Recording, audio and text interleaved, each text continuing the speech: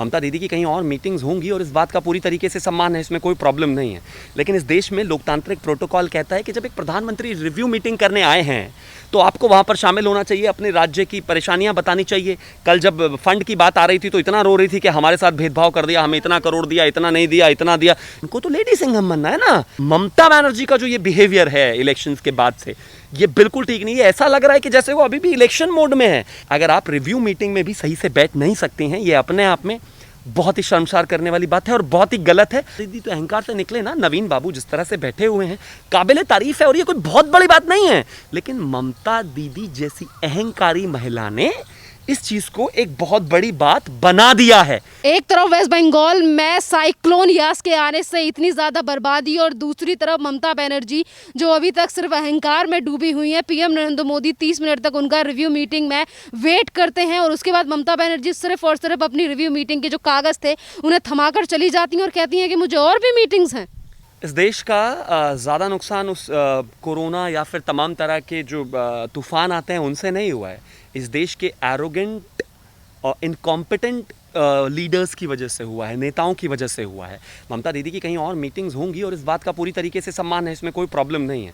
लेकिन इस देश में लोकतांत्रिक प्रोटोकॉल कहता है कि जब एक प्रधानमंत्री रिव्यू मीटिंग करने आए हैं तो आपको वहाँ पर शामिल होना चाहिए, अपने राज्य की परेशानियाँ बतानी चाहिए। कल जब फंड की बात आ रही थी तो इतना रो रही थी कि हमारे साथ भेदभाव कर दिया, हमें इतना करोड़ दिया, इतना नहीं दिया, इतना दिया।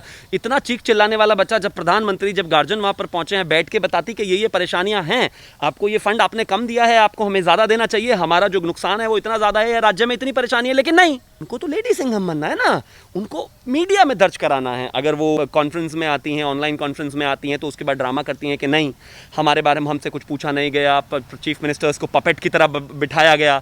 जब उसके बाद प्रधानमंत्री वहाँ पहुँच जाते हैं और आपको बोलने का मौका दिया जाता है तो आप बोलती नहीं, आती हैं, मिलती हैं, डेटा देती हैं और चली जाती हैं। इस तरह का इनकॉम्पिटेंस और इस तरह का प्रचलन इस देश में नहीं होना चाहिए। अगर एक फेडरल स्ट्रक्चर में केंद्र और राज्य में इतनी ज़्यादा परेशानियां होंगी और उनके बीच में समन्वय इतना बुरा होगा तो यकीन मानिए ये देश किसी भी चीज़ से लड़ नहीं सकता। मेरा देश सब चीज़ों से लड़ा है, चाहे वो तूफान हो, कोरोना हो, कोई भी महामारी हो, सब कुछ। लेकिन इस देश में जो ये मीर जाफ़र और इस टाइप के जो लोग हैं उनसे हमेशा हम हारे हैं। आज यहाँ पर इस देश की सभी सरकारों को, केंद्र से सभी राज्यों की सरकारों को और राज्य सरकारों से केंद्र सरकार को मिलकर समन्वय से काम करने की आवश्यकता है। क्योंकि अगर ऐसा आप नहीं करेंगे तो कोऑपरेशन की कमी में कहीं ना कहीं हज़ारों जान चली जाएंगी और आप इसी तरह से खिसियानी बिल्ली खंबा नोचे की तरह काम करती रहेंगी। क्योंकि ममता बनर्जी का जो ये बिहेवियर है इलेक्शंस के बाद से, ये बिल्कुल ठीक नहीं है। ऐसा लग रहा है कि जैसे वो अभी भी इलेक्शन मोड में है, अभी भी उनको वही ड्रामा करना है, अभी भी वही बदतमीजियां करनी है। मुझे लगता है इस तरह की चीज़ें नहीं करनी चाहिए। और उससे भी बड़ी बात ये है, इलेक्शंस खत्म हो चुके हैं, आप एक भारी बहुमत से आ चुकी हैं। भारी बहुमत के बाद आपकी जिम्मेदारी है कि जितने भी लोग हैं, आपने लोगों को मारा, आपने लोगों को काटा, आपने लोगों के बलात्कार कराए, तमाम चीज़ें करी, बावजूद उसके आज एक परेशानी है, एक साइक्लोन आया हुआ है। उसके बाद अगर आप रिव्यू मीटिंग में भी सही से बैठ नहीं सकती हैं, ये अपने आप में बहुत ही शर्मसार करने वाली बात है और बहुत ही गलत है और इस देश के लोकतांत्रिक ढांचे के भी खिलाफ है। यहाँ पर यह भी बात है कि ममता बनर्जी से जब रिव्यू मीटिंग के लिए कल कहा गया था और ये बात सामने आई थी कि शुभेंदु अधिकारी भी इस मीटिंग में शामिल होंगे, तो ममता बनर्जी साफ मना कर दी है कि हम इस मीटिंग में नहीं जाएंगे। एक तरफ शुभेंदु अधिकारी भी वेस्ट बंगाल की जनता से मिलकर उनसे मीटिंग कर रहे हैं, उनसे हालचाल ले रहे हैं। दूसरी तरफ ममता बनर्जी इस तरीके से दुश्मनी निभा रही है बिना वेस्ट बंगाल की जनता के बारे में सोचे। देखिए, मुझे लगता है कि सत्ता हर किसी को अहंकारी बना देती है, इसमें कोई दो राय नहीं है। 2005 में रॉयटर्स की बिल्डिंग में ममता बनर्जी को लेफ्ट की सरकार के कुछ गुंडों ने उठाकर बालों से पकड़कर खींचकर एक साइड पर फेंक दिया था। ये अहंकार था एक 30 साल की सरकार का। आज अहंकार है ममता दीदी की एक 10 साल की सरकार का। लेकिन यकीन मानिए वो तो लेफ्ट से भी ज़्यादा गुंडागर्दी वाले स्तर पर आ चुके हैं। पहले शायद जब ममता बनर्जी कभी हारी होंगी या 2011 से पहले जब वो हारी थी तो उनको कैसे इस तरह से मारा, उनके कार्यकर्ताओं को इस तरह से ये हालत नहीं हुई होगी। आज क्या नहीं हुआ, राज्य में कार्यकर्ताओं को मारा गया, लोगों को मारा गया, महिलाओं के साथ बलात्कार हुआ, उनको पलायन करने पर मजबूर होना पड़ा। हालत बेहद ख़राब है और सिर्फ भारतीय जनता पार्टी ने इसका कंप्लेन नहीं करा। क्योंकि भारतीय जनता पार्टी अगर सिर्फ कंप्लेन करती तो हो सकता है कि कुछ लोग इस बात को कहते हैं पॉलिटिकल है। लेकिन लेफ्ट की पार्टी ने, लेफ्ट के नेताओं ने भी कहा कि हमारे साथ इस तरह की चीज़ें हुई हैं, ये तमाम काम हुए हैं। तो उसके बाद भी अगर इस तरह की चीज़ है और इस देश में आज भी ये सिचुएशन है तो ये अपने आप में बेहद शर्मसार करने वाली बात है। साइक्लोन में कोई बीजेपी या टीएमसी का कार्यकर्ता नहीं मर रहा है। साइक्लोन में अगर नुकसान हो रहा है तो वो कलेक्टिव नुकसान हो रहा है वेस्ट बंगाल की जनता का।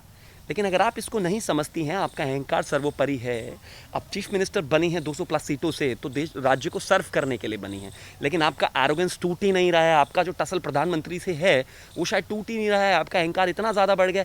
आपको क्या परेशानी है इस देश के प्रधानमंत्री से? वेस्ट बंगाल की जनता इस बात में बिल्कुल इंटरेस्टेड नहीं है।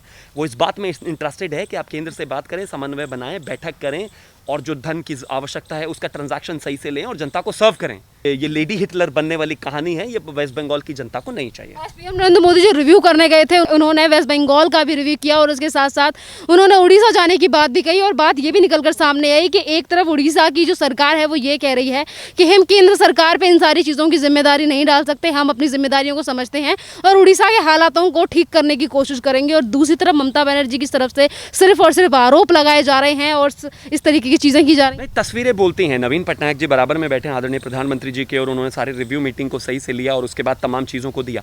दो बड़े नेता, एक देश के नेता और एक राज्य के बड़े नेता।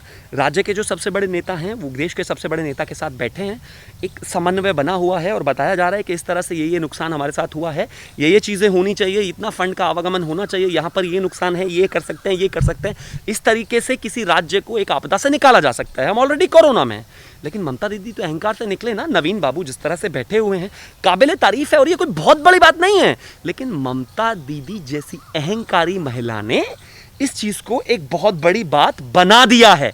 ये अपने आप में इस देश के लिए बिल्कुल ठीक नहीं। अब ममता बनर्जी केंद्र सरकार को लेकर अभी 3 दिन पहले ये आरोप लगा रही थी कि वेस्ट बंगाल में इतनी ज़्यादा तबाही हुई है, पर उसके बावजूद भी केंद्र सरकार की तरफ से सिर्फ और सिर्फ 4,000 करोड़ रुपए दिए गए हैं।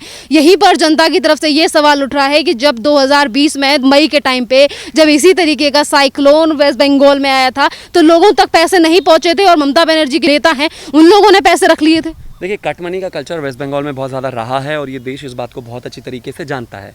जिस तरह से कट मनी वहाँ पर हुई है उसको लेकर हम जनता के बीच में गए थे, वो अलग बात है कि मैंडेट उस तरह से नहीं मिला, लेकिन इसमें कोई दो राय है नहीं। वहाँ पर ज़्यादातर कैबिनेट पर मुकदमे चल रहे हैं। खुद ममता दीदी के जो भतीजे हैं उन पर सीबीआई का केस चल रहा है, उनके सब तमाम बड़े नेताओं पर सीबीआई का केस चल रहा है और ये हुआ है।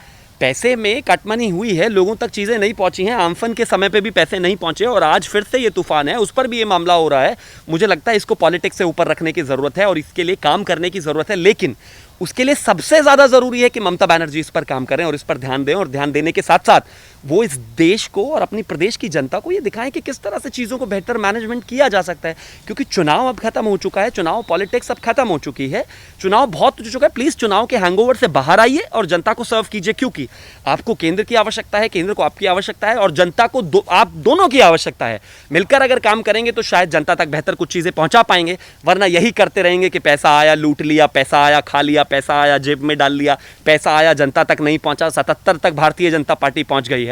अगर अभी भी ये एरोगेंस की पॉलिटिक्स नहीं छोड़ेंगी दीदी तो अगली बार चली जाएंगी, लेकिन इंपॉर्टेंट यहाँ पर ये है कि उनको ये समझने की जरूरत है। सर, अगर 15,000 करोड़ रुपए का नुकसान ममता बनर्जी बता रही हैं और उसको लेकर वो केंद्र सरकार को जिस तरीके से ममता बनर्जी हरकतें कर रही हैं, तो इन सारी चीज़ों का हर्जाना किसे भरना पड़ेगा? सिर्फ और सिर्फ वेस्ट बंगाल की जनता को? तो उसको लिए क्यों नहीं सोच रही ममता बनर्जी? देखिए, जब आप एरोगेंस में होते हैं, जब आप के लिए अहंकार सबसे सर्वोपरि होता है, जब आप किसी चीज़ को ध्यान नहीं रखना चाहते हैं और सिर्फ अपना पॉलिटिक्स करना चाहते हैं, तो ये सिचुएशन आमतौर पर देखी गई है।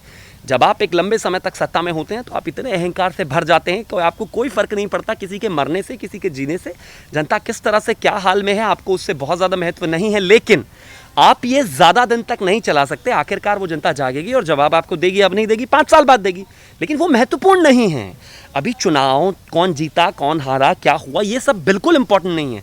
वेस्ट बंगाल की जनता मल्टीपल मार झेल रही है। एक तरफ वो कोरोना में है, एक तरफ वो तूफान में है, इन दोनों के बीच में लोगों की जान लगातार जा रही है। वेस्ट बंगाल को एक्स्ट्रा असिस्टेंस की ज़रूरत है, एक्स्ट्रा केयर की ज़रूरत है, लेकिन अगर आप इस तरह की चीज़ें करेंगी तो जनता तो त्राहिमाम करेगी ही। इसके ऊपर मुझे लगता है बहुत ज़्यादा सख्त होने की ज़रूरत है और भी बेहतर होगा कि उनमें मतलब विनाशकाले विपरीत बुद्धि वाला सीन ना हो। जब इस देश को और वेस्ट बंगाल को सबसे ज़्यादा समन्वय की ज़रूरत है, जब वहाँ सबसे कम समन्वय हो रहा है, ये बिल्कुल एकदम गलत बात है। धन्यवाद सर।